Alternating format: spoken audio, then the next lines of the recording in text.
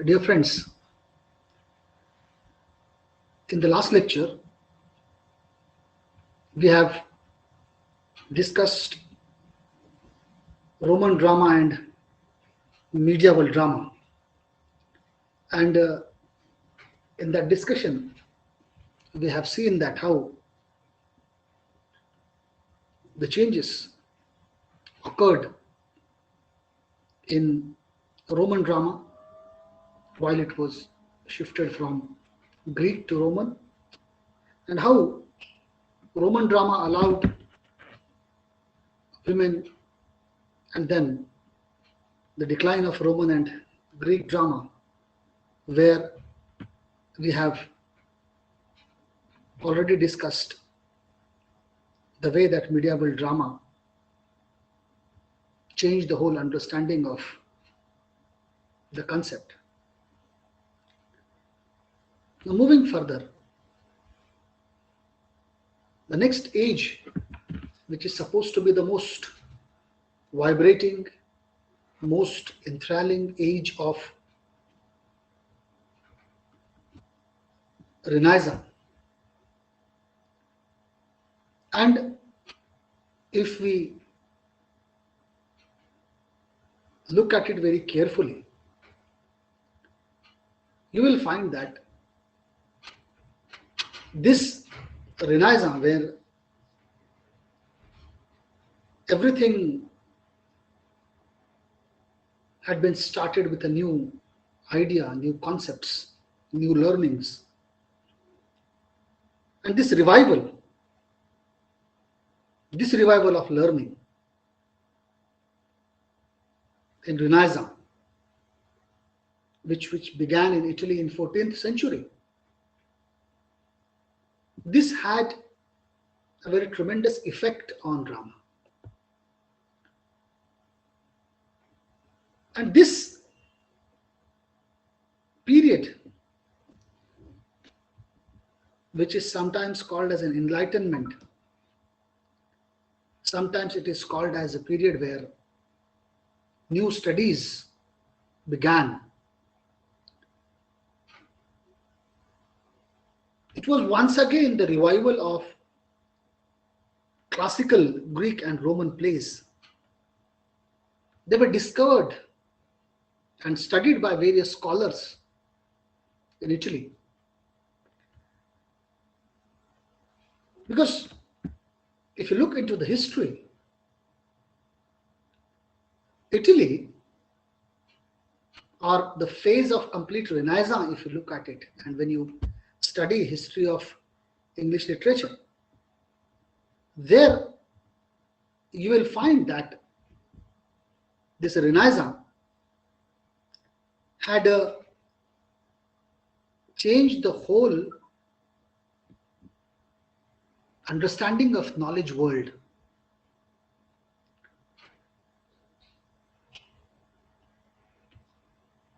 Experiments were done, and in academics in Italy, some experiment in recreating Greek and Roman plays introduced music into drama. Now, you may have a little bit of doubt that music was not part of drama before, when it was performed in Greek period, when it was performed in Roman period, when it was performed in medieval period. Yes, music was part of it. That's why you'll find out the chorus used to sing the whole event. It has got a typical dithyrambic pentameter when they used to sing that song in Greek. Romans also carried the same tradition. And naturally, when it was part of church, medieval drama also carried a sort of music. But the music used of that particular period, Greeks have recreated music. It was already there, but they recreated it. And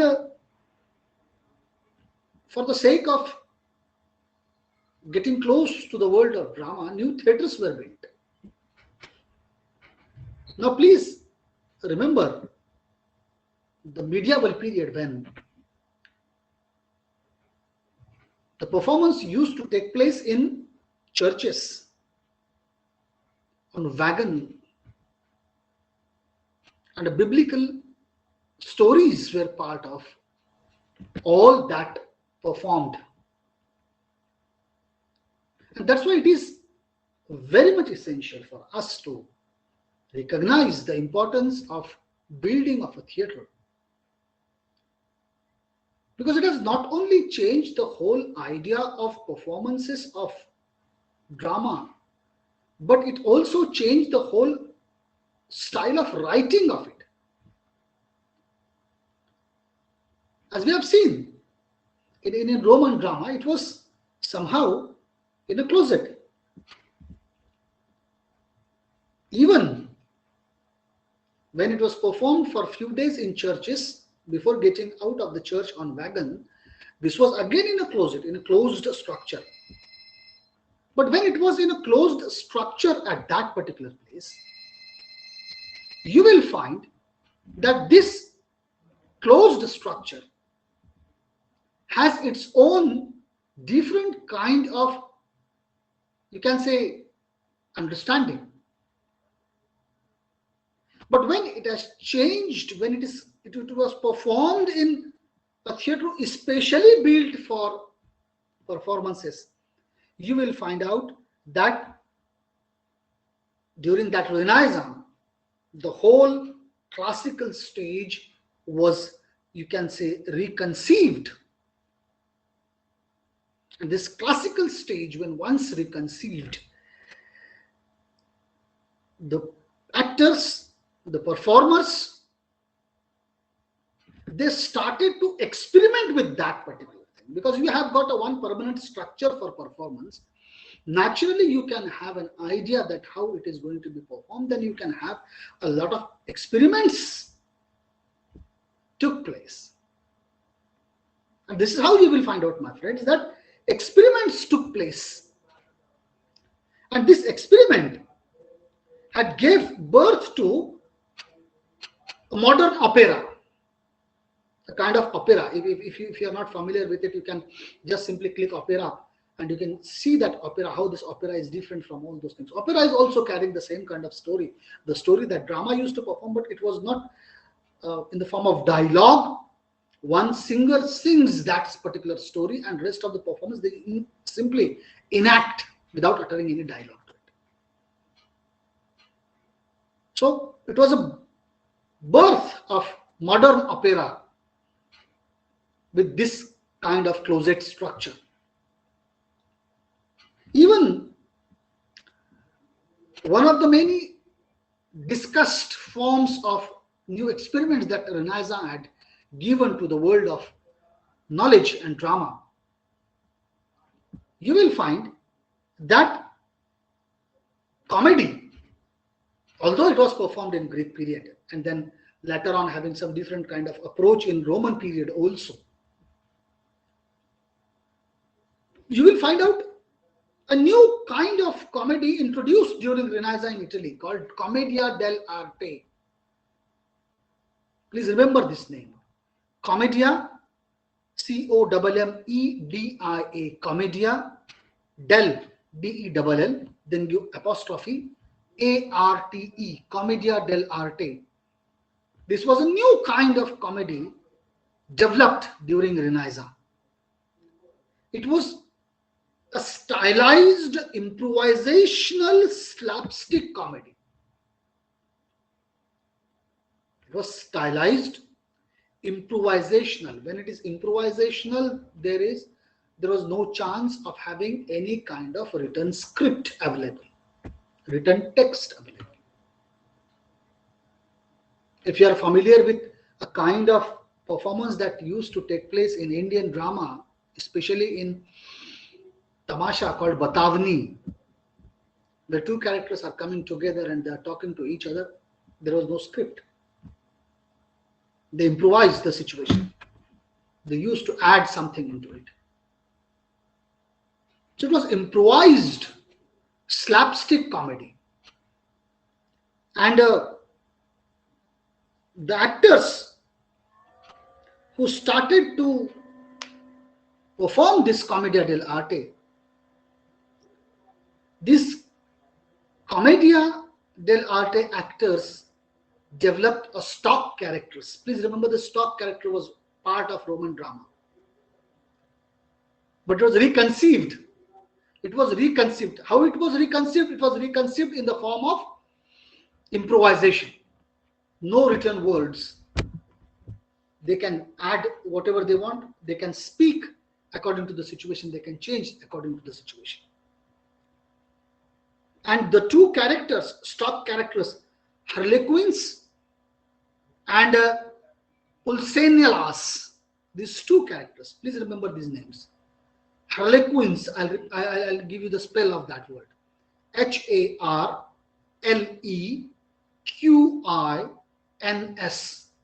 Harlequins and Pulsenelas, Pulcineallas.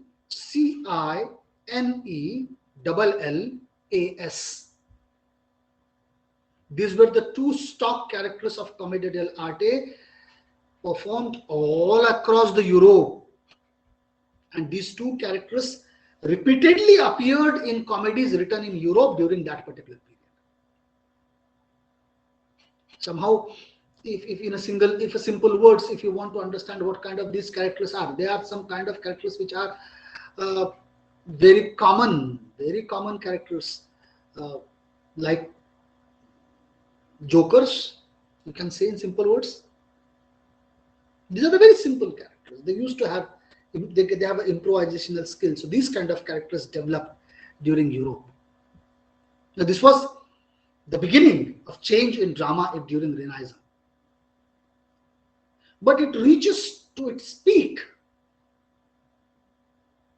It reaches to its zenith during the period of Elizabeth I, Queen Elizabeth I. Drama flourished during the Elizabethan period in English literature. Why? Drama flourished during Elizabethan period of English literature. If you look at into the history of England, you will find that Queen Elizabeth herself revolted against all the system and became queen. Now, there's no time to discuss us about her revolt against the traditional patriarchy and becoming a woman as a queen of that particular land and developing a Protestant kind of sect. Drama, a period, if you know it very well, being a student of literature, we need to understand the period of Queen Elizabeth I, 1558 to 1603. This was the period of Queen Elizabeth I. But the whole Elizabethan period was called as 1558 or 1550 to 1640. That is what we used to call it as an Elizabethan period.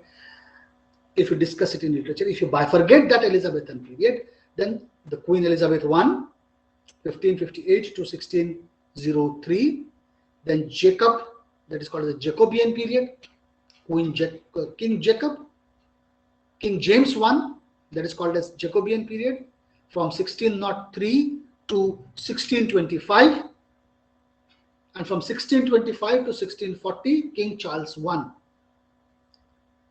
This was the period of Elizabethan age in English literature. So please remember this bifurcation of ages in Elizabethan age when you study English literature, when you study history of English literature. During that, you need to remember this. Now, why this period was called as the, you can say, period where drama flourished, drama gave new dimensions, drama became very popular amongst the people.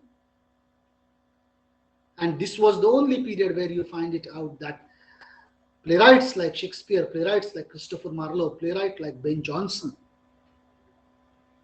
These prominent playwrights, I'm not talking about the rest of the literary genres. There you have university wits, there are poets, then you have metaphysical poets, which you have studied in the part of poetry. Hope so. I'm not talking about poetry section, but I'm talking about the change that Elizabethan period brought into drama. Now let me make it a little bit clear to you. There are why I'm saying these three are the prominent, because these three have changed the whole idea of characterization. They changed the whole concept of bringing story in front of the audience. If you minutely look at the period,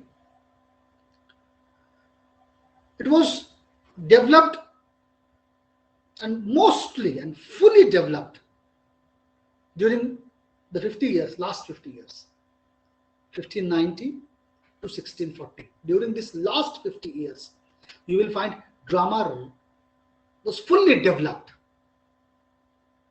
because this was the period where Shakespeare was writing play, where Christopher Marlowe was also writing play, where Ben Jonson was also coming with his new ideas and new plays. Now you will find out these three major playwrights of that particular period, and these three playwrights had a different kind of stature in the society. Now, how a different kind of stature these three people had? When we talk about Christopher Marlowe during Tamburlaine the One, when we'll discuss that play, when we look into the biography of Christopher Marlowe, you will realize that how Christopher Marlowe was a different kind of person. Unfortunately, he was killed at his young age. Otherwise, it was said by many of the critics that if he survived for a long time, he may have a place before Shakespeare. He may have some good dramas better than Shakespeare. That was most of the critics used to say about Christopher Marlowe. And the great Shakespeare, Christopher Marlowe was spy in Queen Elizabeth I regime. And most of the time people used to feel that he was an atheist.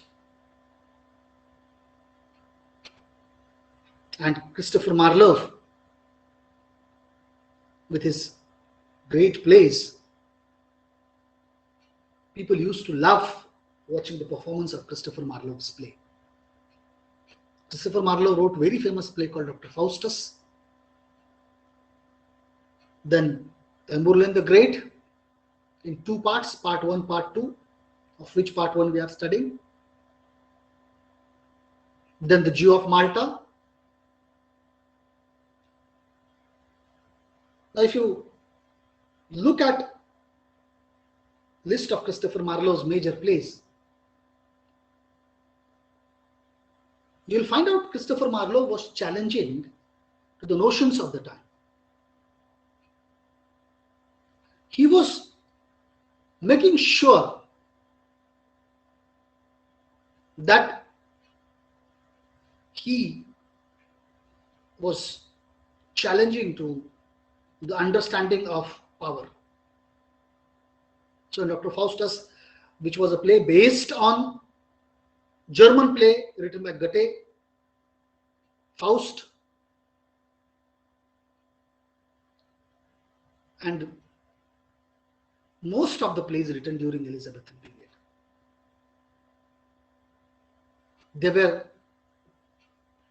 either taken from Italian stories or German stories. There were very few original ideas that you will find out in Elizabethan drama. But what they had adopted, what they had created, was almost a different kind of presentation appearing in front of the audiences.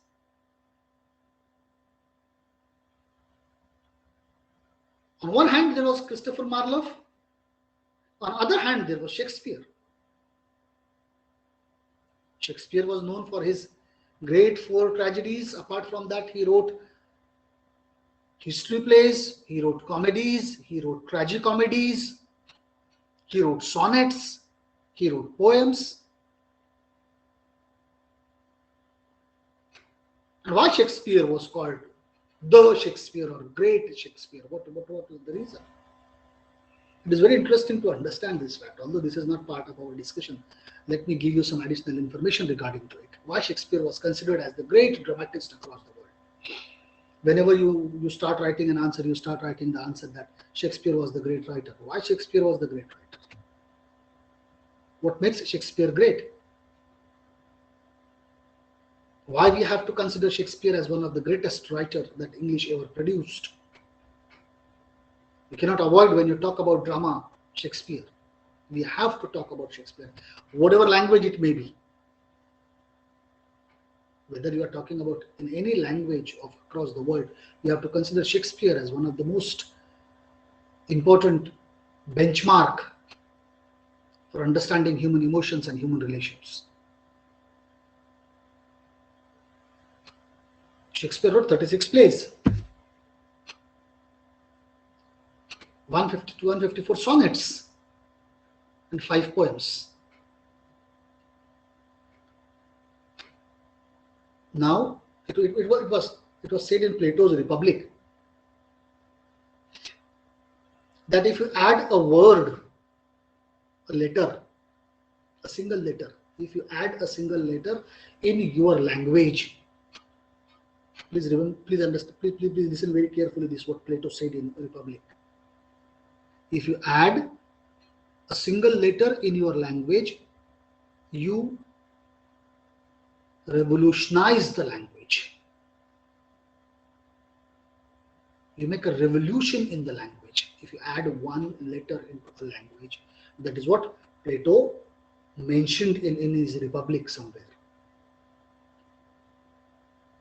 Shakespeare added 17,000 new words in English language. How much words? 17,000 new words to English language. And he made all those words so much usable that English later on unable to remove those words, although during Elizabethan period or after Latin, after this, up to Charles I to 1640, Britishers, please remember, this was very interesting thing in history. As today we are very much interested in learning English, and we think that the person who speaks English is most knowledgeable person. And it's a common understanding amongst all of us that if you can able to speak English, you can have a good impression over someone else.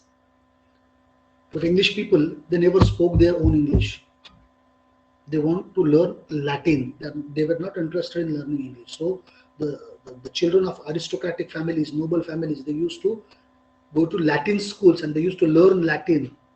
English was a language used for poor people, peasants, workers, lower class. Why English got so much of status now today? Because when Britishers went to the colonies, and in India, if you read very famous Macaulay's Minute of 1807, Lord Macaulay, he wrote minutes on which the whole education system was developed. He said that we need to make babus, clerks. By skin they were Indians, but by heart they should be English. And he tried to teach them English language, because English was not a language of aristocratic family in England. It was a language of poor peasant workers. And if you read Lord Macaulay's Minutes on education, you will find out that He introduced third-rate writers to colony. To colonies, he introduced third-rate writers. In the University of Mumbai in 1857, which was established. The third-rate writers introduced. Which were the third-rate writers? Shakespeare was one amongst them, because according to them, Shakespeare was third-rate. Who made Shakespeare great? We made Shakespeare great. Why? Because we translated Shakespeare into almost all the languages in India. There was a trend in Marathi. If you look at Marathi literature, there was a trend in Marathi literature to translate Shakespeare in Marathi. Nana Jog was one of the most prominent name in Marathi literature who translated Shakespeare's almost all the tragedies into Marathi regional language. So Shakespeare was made great by the colonies that Britishers established.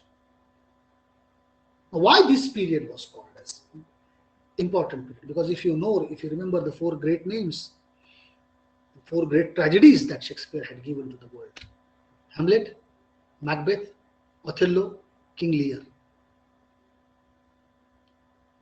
These were the most prominent tragedies. And Julius Caesar, Antonio and Cleopatra. These were the history plays, but having a tragic ending to it. So Shakespeare added a new kind of understanding. Now you may have a query, sir, what? The tragedies were already there in Greece. Tragedies were known to the people. When they study Greek drama, when they study Greek literature, tragedies were already available there in Greece. And what new Shakespeare had given, what new Elizabethan period has given in tragedy? If you read Greece drama, if you read Sophocles' tragedy, or if you read tragedies written by Aeschylus and Euripides, you will find these writers, and if you look at it very carefully, the protagonist of that particular story never died at the end. He suffered. Death means you are escaping. You are escaping from all your troubles in your life. And that's why Greek tragedy never allowed their protagonists to escape. They always made their protagonists to suffer till their death. On the contrary, if you look at Elizabethan tragedy, whether it is Faustus, whether it is Shakespearean tragedy, or whether it is a tragedy written by John Webster. After Shakespeare, he wrote tragedy, The White Devil, and then it is very sensational tragedy written by John Webster, The Duchess of Malfi. If you look at these tragedies, in these tragedies, the characters, the protagonist of the tragedy has to die in the end. Death was introduced in the end of the character used to die, and everybody feels sad for the death of the hero of that particular play. So this was the major difference that Elizabethan tragedy brought into the world of drama.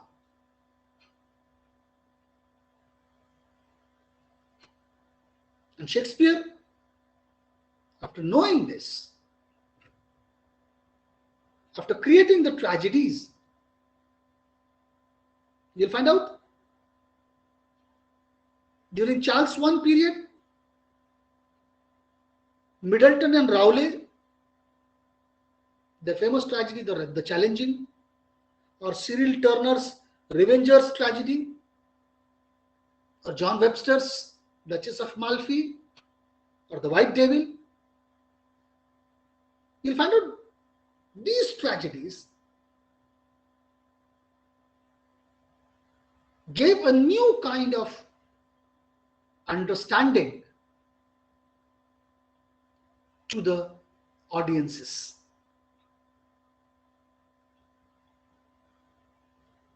And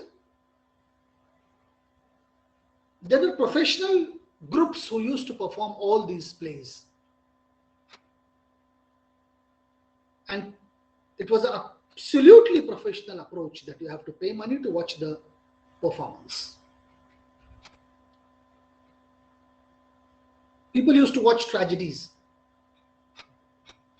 and even comedies written during that period. Most of the comedies written during that period was penned down by William Shakespeare. Shakespeare's Midsummer's Night Dream, which you are going to write down, or which you are going to give a presentation on that, or the Comedy of Errors. If you watch Indian movies, if you watch Hindi films, you will find out the very famous film Angur, made by Gulzar, based on Shakespeare's Comedy of Errors. Or As You Like It, Much Ado About Nothing, The Taming of Shrew, Twelfth Night. You can enlist the comedies written by Shakespeare. All these comedies written by Shakespeare were derived from Italian Commedia dell'arte. That's why I said Commedia dell'arte was the most important development during Renaissance. Most of the time Shakespeare used novellas, Shakespeare used popular poems, sometimes he used comedies. But Shakespeare, of course,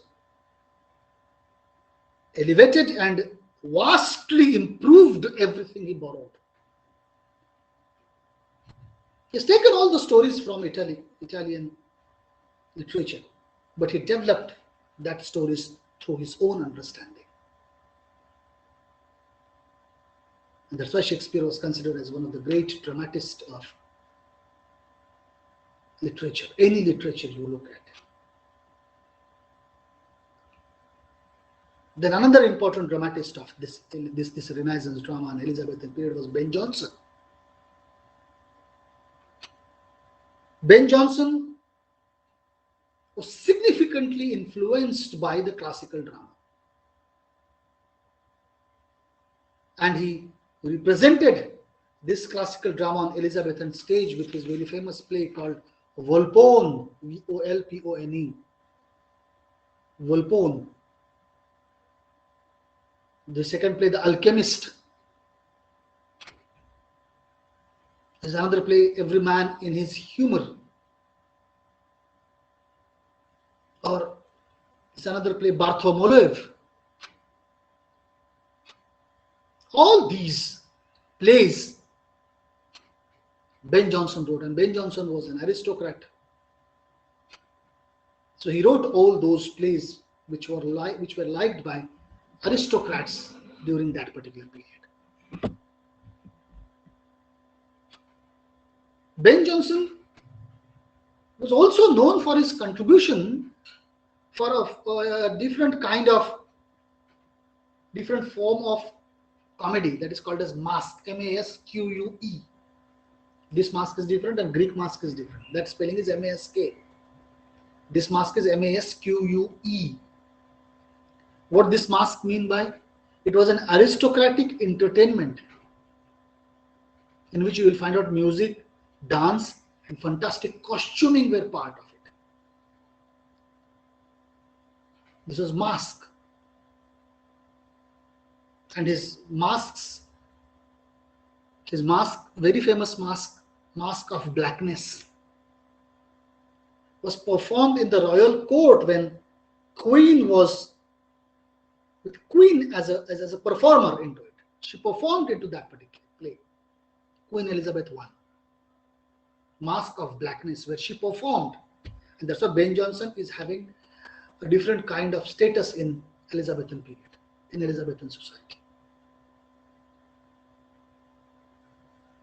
And if you want, you can read it with lots of material available on Elizabethan society. Now the Elizabethan stage, my friends, sometimes grew bloody because the audience which were part of watching that particular play, they liked violence very much. And that's why you'll find out in Shakespeare's Hamlet, you will find out revenge, killing, and you'll find out every character meeting with a premature death if you look at it very carefully. Because it was expected by the audience, it was that audience wanted.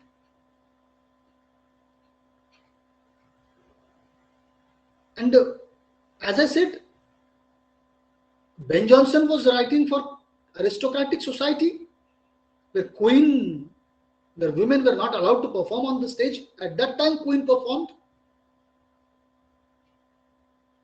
You will not find any woman performing in Shakespeare's play, and that's why Shakespeare's heroines, all they were young, below 18 or 20 years of age. No old age woman you will find in Shakespeare plays.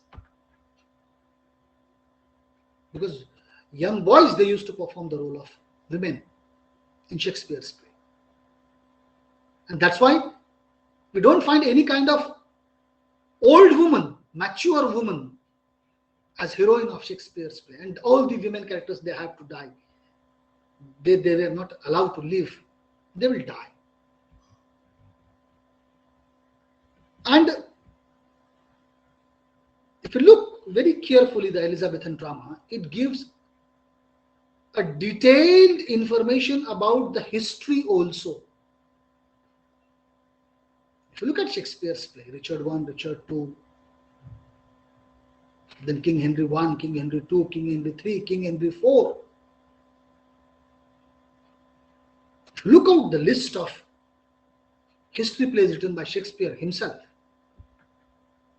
because Elizabethan drama not only brought human emotions on the stage, but tried to regain or tried to document the history of that particular time. Various diaries were written during that period. Various people used to write down diaries. And in the diaries, you will find out various references where the plays were performed, where was the theatre, how the actors used to perform. And you know it that what status women had during Roman drama. Then later on the drama entered into church and women were not allowed to perform on the stage, and later on this continued till 17th century or till beginning of 18th century. You will find out that women were not allowed to be part of it.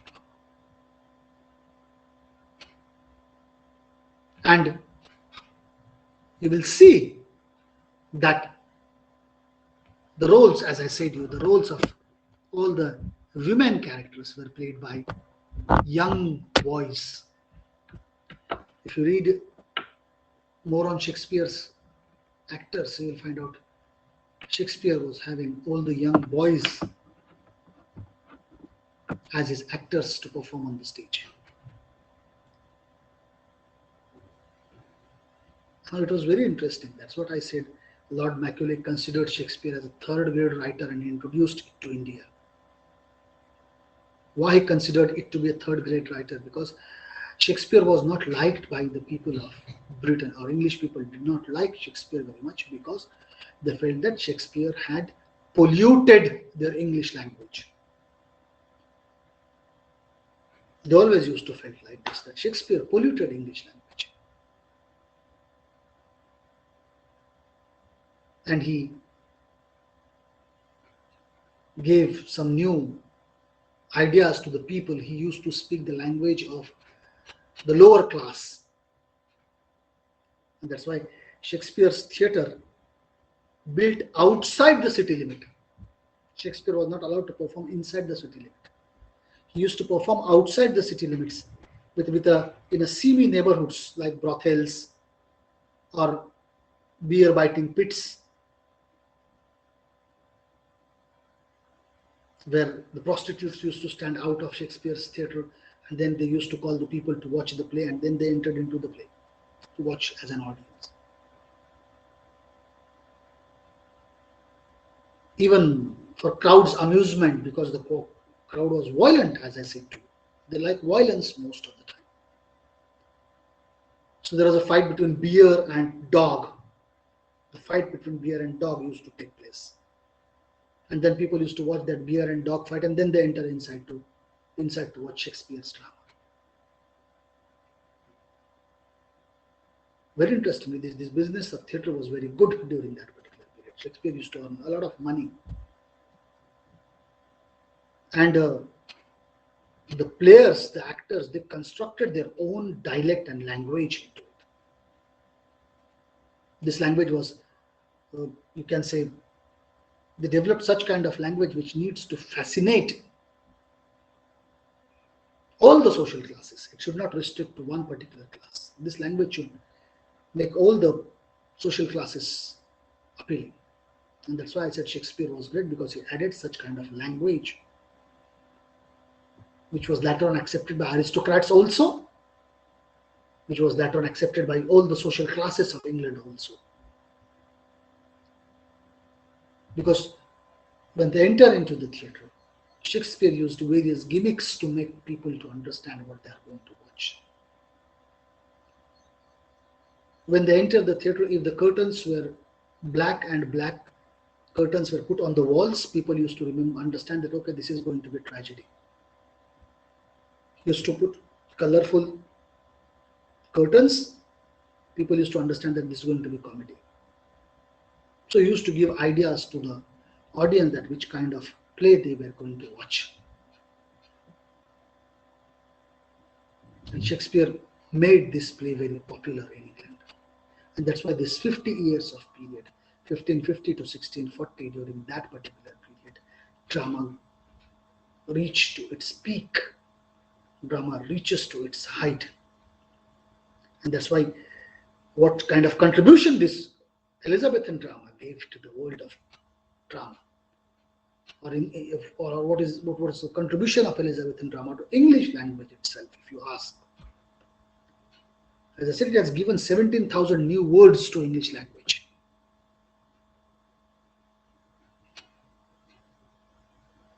Language was developed in these theatres, in these performances. Shakespeare used to write in such kind of language which was appealing to aristocrats or poor people. All of them liked Shakespeare's language. All of them loved Shakespeare's language. But please remember, Shakespeare was not appreciated by British society for a long time. Today they accepted. Today they said Shakespeare was ours, Shakespeare was great, and all those things. But Shakespeare was not accepted during this time. Because he had polluted the language.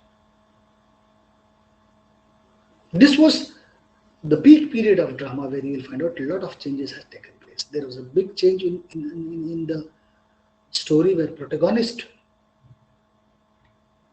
had a premature death. And he did not face the kind of suffering that Greek protagonist faced, Greek hero faced. His sufferings were different than the Greek dramatist's suffering, the Greek playwright that mentioned the sufferings of human beings. It was almost different kind of sufferings. Now, when I said it was a period up to 1640, we'll have a doubt in our mind that why we stop at 1640. Because if you look at English period or history of English society or England especially, if you look at the history of England, you will find out civil war started during Charles I period. Because the new sect was introduced, and as the new sect was introduced, you will find out this new sect which was introduced at that time, this new sect which was part of British society, this new sect challenged by the churches at that time. And church challenged this new sect. And when church challenged this new sect, the civil war started in England. And for 20 years, this civil war took place in English society. So during that period, Charles I kept his son Charles II in France. So he was in France. So from 1640 to 1660, you will find out there was no theater, there was no performances, there was no, you can say, any kind of drama in England. And in 1660, Prince Charles, who have been sent to France by his father during this English Civil War, was invited back as a king. And when he came back as a king, this beginning, what was known in England as a restoration, it was called as restoration period. And this restoration period was almost exciting period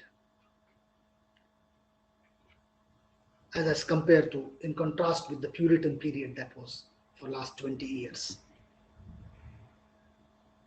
During this restoration period, new indoor theatres modeled on French theatre were built,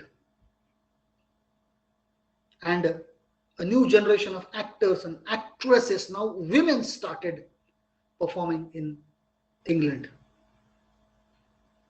Women took part in the plays for the first time in England in restoration period. And this was a kind of revival, you will say, my friends, of drama.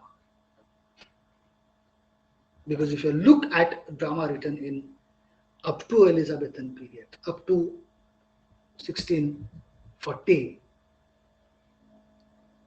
you will find the women characters in the play, they were not of old age, they were young. But why it was a revival? Because now women characters started to appear on the stage. Since the mid 17th century, French writers started to interpret Greek drama as per the description given by Aristotle. And they try to follow the three unities given by Aristotle: time, action, time, place, and action. These were the three unities Aristotle gave when you are performing in a drama, when you are writing a drama. These three things you have to consider it. That means a play had one plot, one setting, and it should cover one action of a day. This was the condition Aristotle laid down for the new writers, that if you're writing a drama, the story of drama should be of one person only. It should have one, you can say, one person. It should be of one setting. It should not change the setting. As you'll find out in modern drama, the settings used to change. And it should be of a one day of a life of that hero. It should not be exceed more than one day. French started to follow this rule of Aristotle. And when they started to write, they influenced most of the English writers. One of the very famous French dramatists who influenced English writings was Molière, Moliere. Molière. Molière, who was an actor and producer, he was the best comedian of 17th century France. His famous play Tartuffe, Tartuffe, Tartuffe. And the second very important, very popular play called Misanthrope. These two plays written by Tartuffe, by Molière, Tartuffe and Misanthrope. These plays still performed today regularly in England and in France. Molière used the ancient classical Greek comedy technique. Now this affected, this influenced English playwrights also. So this was the period where the first female dramatist, first female professional drama writer, Aphra Behn, A-P-H-R-A, Aphra, B-E-H-N, Behn. She was the first female English dramatist. Her play, The Rover, was one of the most popular play in England. This was a new development in drama where women started writing. Restoration comedies, where you will find out, developed in such a way that people started knowing about the Restoration comedies and Restoration period. If you read Restoration period in history of English literature, you'll find out Restoration comedy based on French model. They used to talk about aristocratic behavior and try to have a satire on aristocratic lifestyle. William Congreve, whose play The Way of the World, which was still produced today,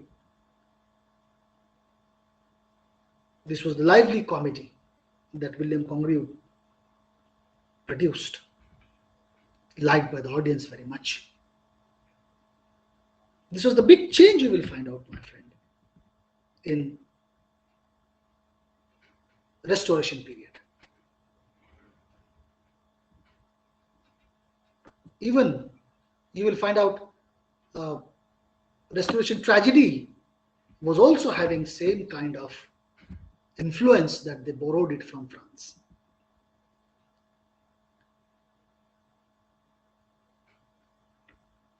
I'm forgetting the name of the playwright who wrote a play called Aurangzeb.